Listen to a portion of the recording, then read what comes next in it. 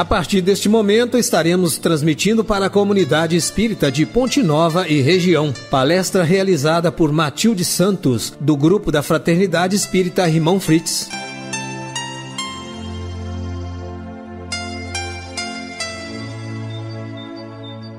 Meus irmãos, é com muita alegria que nós iniciamos mais uma reunião do grupo da Fraternidade Espírita Irmão Fritz. O tema de hoje que nós vamos refletir e que eu convido a todos para que juntos recebamos esse banquete de luz e de amor de Jesus é a porta estreita. A parábola da porta estreita, ela está contida em Mateus, no capítulo 7, de versículo 13 a 14, e em Lucas, no capítulo 13, versículo de 24 a 30. A porta não passou por reformas, ela continua estreita. Já nos disse o evangelista Mateus. Está contido também no Evangelho segundo o Espiritismo, no capítulo 18, item 5. E o objetivo de hoje é exatamente a gente compreender este ensinamento. Compreender que essa porta, ela realmente não passou pelas reformas e ela continua estreita, nos convidando para a nossa reforma íntima. É a porta da salvação, pois o homem que quer transpô-la deve fazer grandes esforços para vencer suas más tendências. É o complemento do ensinamento moral. Muitos são chamados e poucos escolhidos. Esforçai-vos então por entrar pela porta estreita. Já nos disse Lucas no capítulo 3, versículo 24. É um dos apontamentos bíblicos, que nos alerta então nesse momento em relação ao tema que vamos trabalhar. Então, para que possamos iniciar os estudos de hoje, vamos conhecer a parábola da porta estreita. Nos disse Jesus: entrai pela porta estreita, porque larga é a porta, e espaçoso o caminho que leva à perdição. Muitos são os que entram por ela, que estreita é a porta, e que apertado o caminho que leva para a vida, e quão poucos são os que acertam por ela. Já nos disse Mateus, no item 7, versículo de 13 e 14. E perguntou-lhe alguém: Senhor, são poucos então os que se salvam? E ele lhes disse: porfiai por entrar pela porta estreita, porque vos digo que muitos procurarão entrar e não poderão.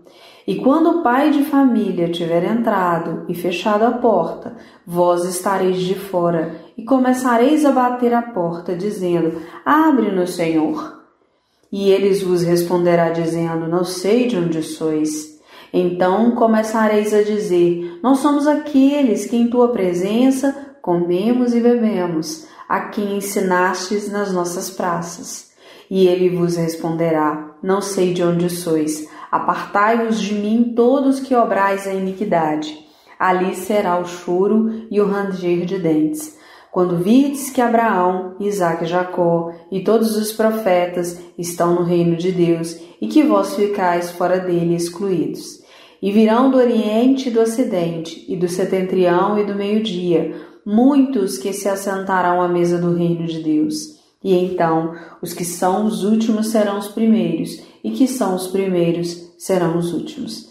Isso está contido em Lucas, no capítulo 12, versículo de 23 a 30. E eis então que Jesus nos convida a refletir sobre o convite do aperfeiçoamento e da nossa transformação. E ele diz, inclusive para Maria de Magdala: vai, Maria, sacrifica-te e ama sempre. Longo é o caminho, difícil é a jornada, estreita é a porta, mas a fé remove os obstáculos. Nada temas, é preciso crer somente. Quando nos predispomos a viajar para um país vizinho, nós levamos conosco somente o necessário: roupas, calçados, um pouco de dinheiro. E mesmo que quiséssemos levar muita coisa em nossa bagagem, poderíamos ser impedidos no aeroporto, por exemplo, por excesso de peso. E se estivéssemos empreendendo uma viagem para outro lado da vida, o que deveríamos levar? Somente aquilo que fosse possível de ser passado pela porta estreita. O resto teria de ficar aqui. Allan Kardec, no Evangelho segundo o Espiritismo, ao tratar da propriedade, diz que a verdadeira propriedade não é o dinheiro e os bens materiais que ficam aqui, mas o desenvolvimento da inteligência, os conhecimentos morais e o bem que tivermos praticado em prol do nosso próximo. Estes são os tesouros que nenhum ladrão nos roubará. Para que a gente possa entender um pouco melhor sobre o tema, nós vamos agora falar sobre um caso que está psicografado no livro Estante da Vida, do Irmão X, psicografado por Chico Xavier, onde ele nos conta as provações perdidas por Alberto Nogueira. Era um espírito imperfeito que estava numa posição necessária de reparação de alguns erros do passado, e ele, no momento do seu planejamento reencarnatório, ele roga a permissão da espiritualidade amiga para que ele retorne ao campo terrestre a fim de resgatar as faltas. E aí ele então pede que lhe fosse concedido a condição da lepra, o abandono pelos entes queridos, a extrema penúria, a loucura ou a cegueira, os calvários morais, os tormentos físicos de qualquer natureza.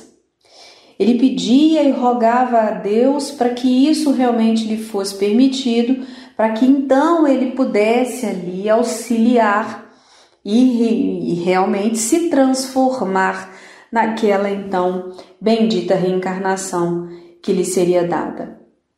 E aí ele então recebe a resposta da espiritualidade amiga.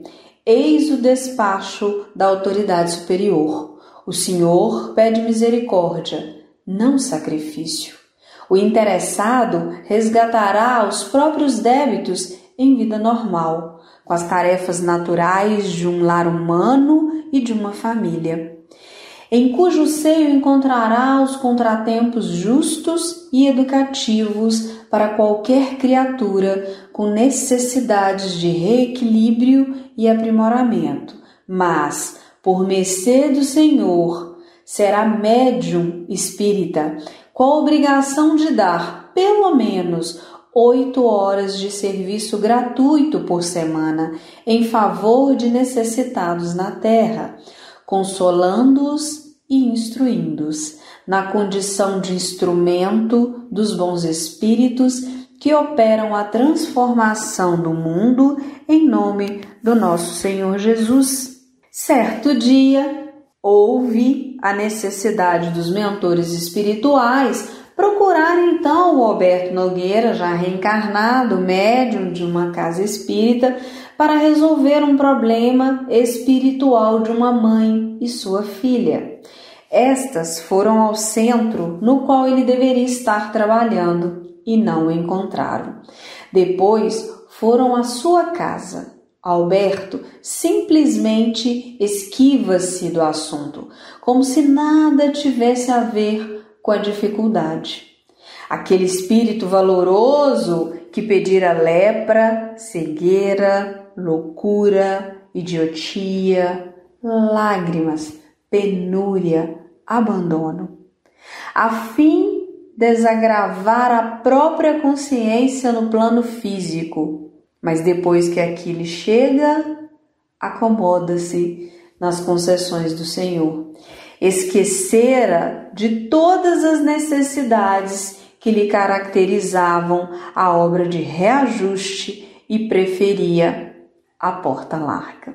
Mas o que na verdade caracteriza a porta larga? Em geral, tudo aquilo que desvia as nossas ações dos fins mais elevados da vida e dos compromissos assumidos. Vícios materiais e morais, festas de caráter mundanos, os prazeres em excesso, o sexo desenfreado, enganar os outros para oferir lucro financeiro para si, tudo aquilo que na verdade nos leva ao caminho de facilidades, mas com certeza com a nossa corrupção moral. E aí, qual a nossa escolha então, frente a isso? A nossa escolha, ela está bem com a própria consciência. O que adianta agradar aos outros e agradar a nós mesmos? É muito importante que nós pensemos no sacrifício da sua personalidade, eliminando mágoas, rancores, ódio, desejo de vingança, inveja, ciúmes, paixões desenfreadas do ser, do ter, do poder, renúncia aos prazeres passageiros, o status profissional, o sexo fácil, o fumo, o álcool. Chico Xavier, no livro Ceifa de Luz pelo Espírito de Emmanuel, assevera que nosso dever é nossa escola e que a senda estreita a que se refere Jesus é a fidelidade que nos cabe manter limpa e constante no culto às obrigações assumidas diante do bem eterno. Ainda afirma que para sustentá-la é imprescindível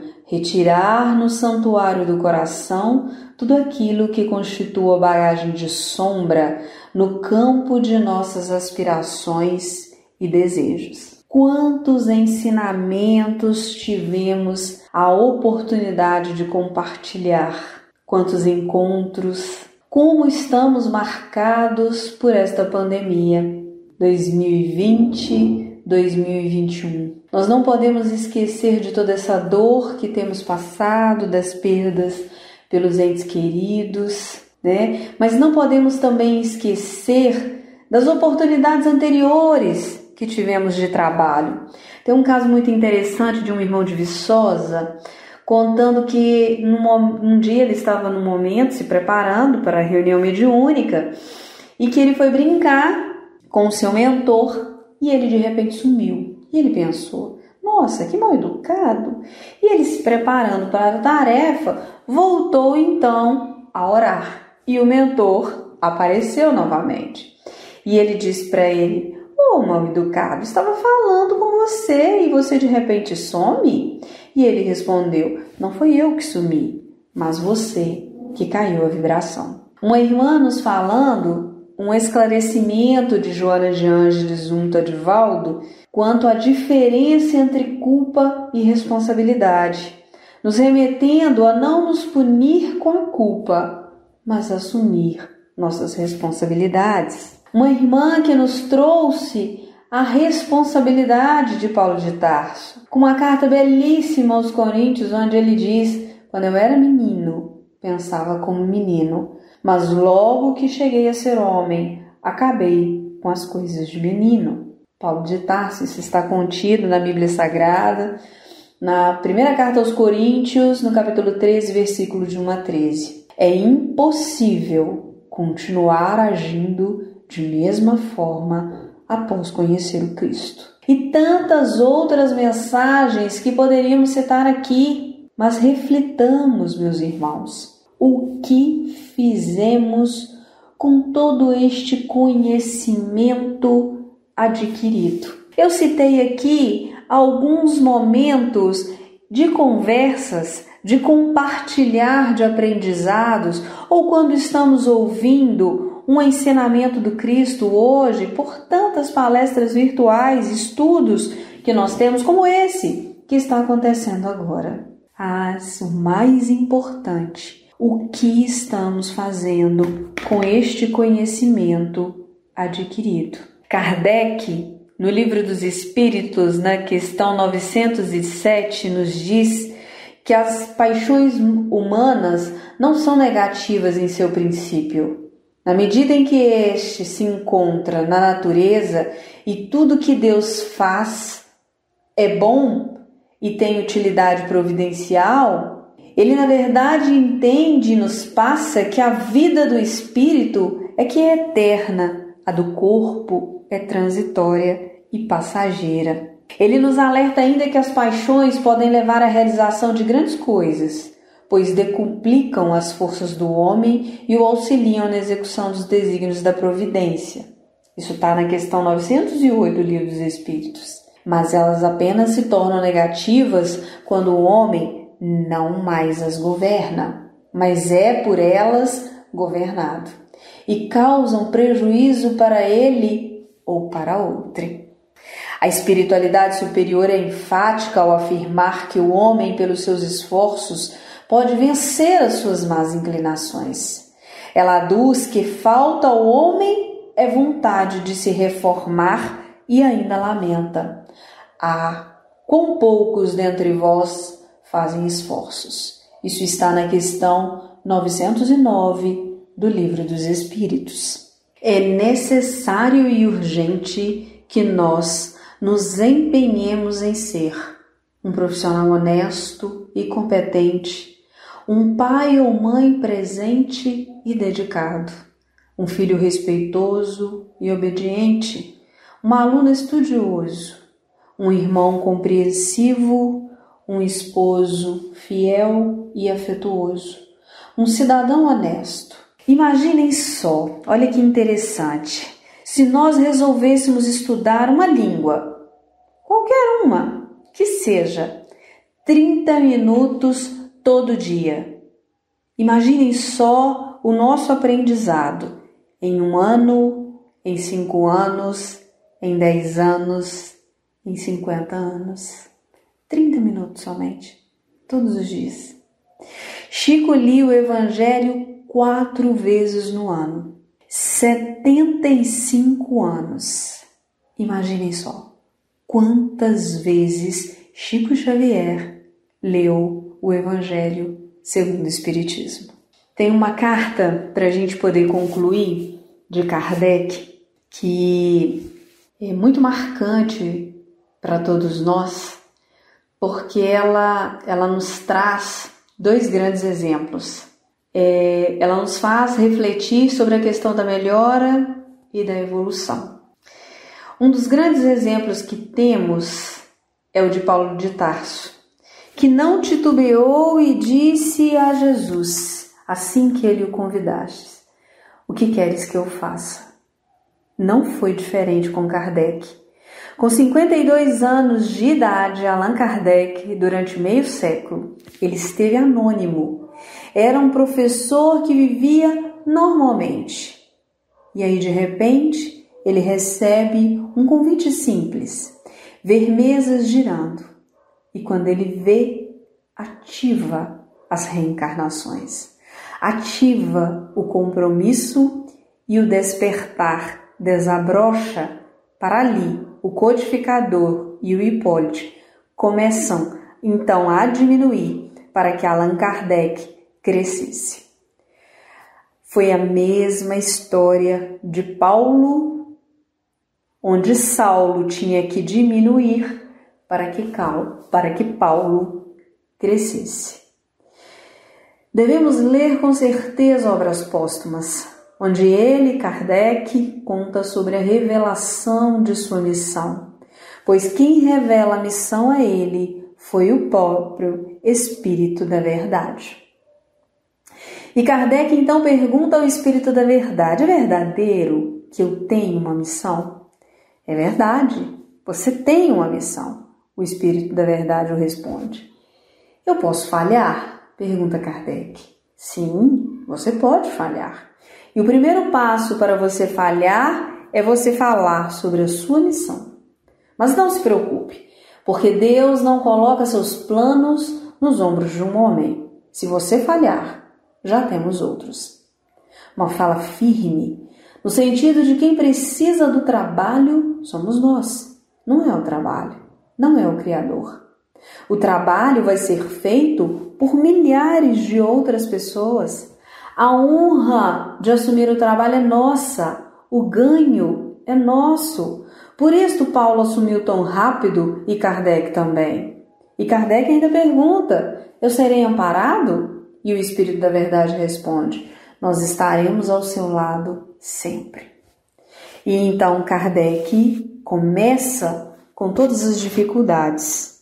Mas Allan Kardec, em determinado momento, escreve uma carta comovedora, que está nos artigos particulares de Canuto de Abreu, e ele escreve assim: Meu guia espiritual, Espírito da Verdade.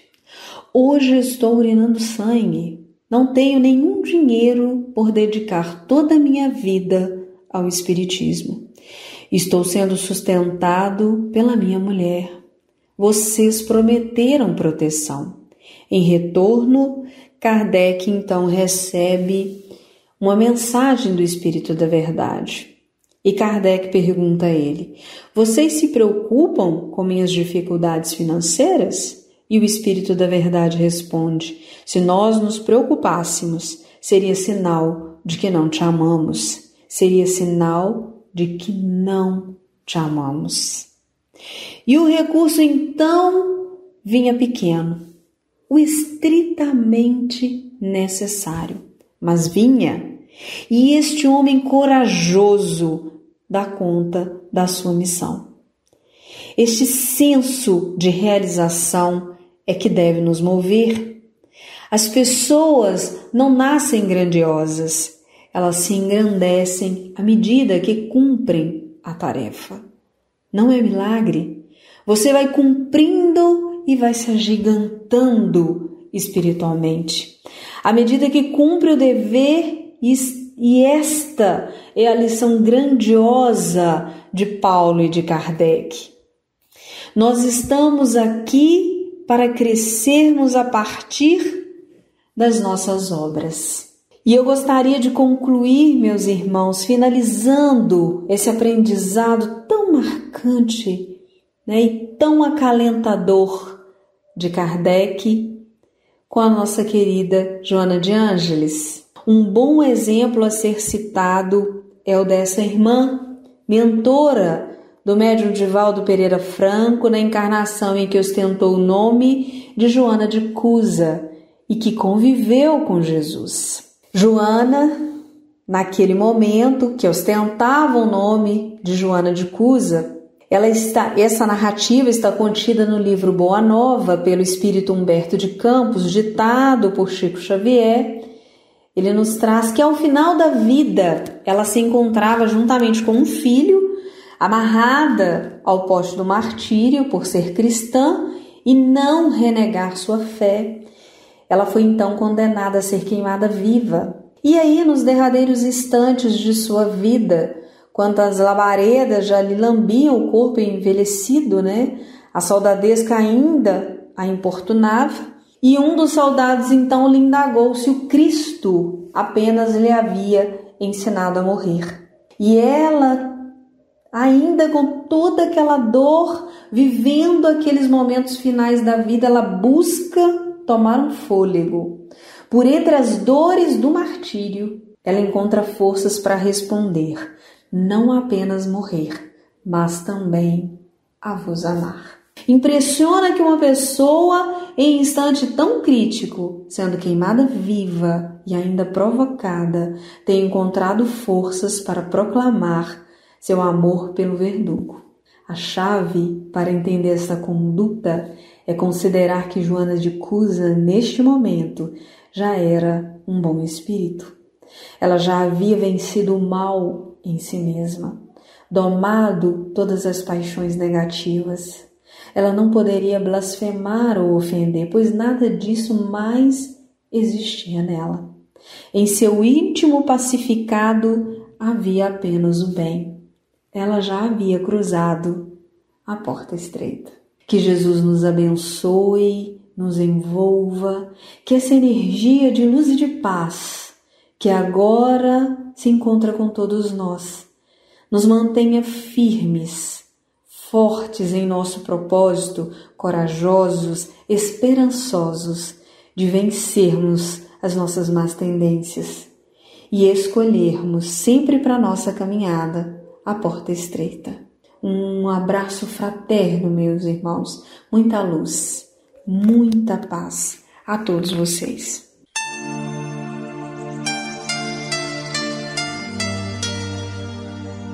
Termina aqui a palestra do Grupo da Fraternidade Espírita Irmão Frites. Boa noite.